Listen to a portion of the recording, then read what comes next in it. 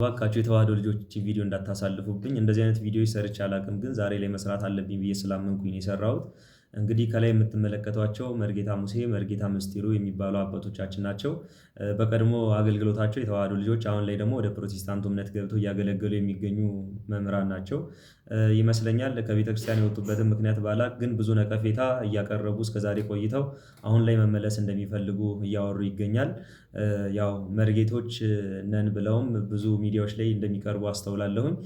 መርጌትነት በአቅሙ ስንመለከት በትንሹ ከ10 ዓመት ያልተናነሰ ከ10 እስከ 20 ዓመት ባለው ለፍተው በአብነት ትምህርት ቤቱ ዘልቀው ብዙ ትምህርቶችን ተምረው ነው እዚህ ደረጃ የሚደረሰው እና ከወጡም በኋላ የሚፈልጉትን ህይወት ስላላገኙ እንደኮበለሉና አሁን ላይ መመለስ እንደሚፈልጉ ነው ከንግግራቸውና አዝነውም እያለቀሱ ከተናገሩት ቪዲዮ የተረዳሁት።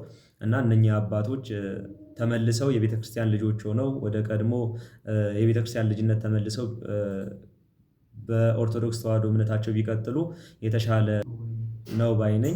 ከዛ አንፃር ነው ይሄንን ቪዲዮ የሰራሁት። ብዙውን ጊዜ ትችቶችን ሲያደርሱ ነው የምንመለከተው፣ ግን ይሄንን ትችት አቁመው የራሳቸውን ምክንያት ተናግረው ከቤተክርስቲያን ልጅነታቸው ቢመለሱ የኔ ሐሳብ ነው።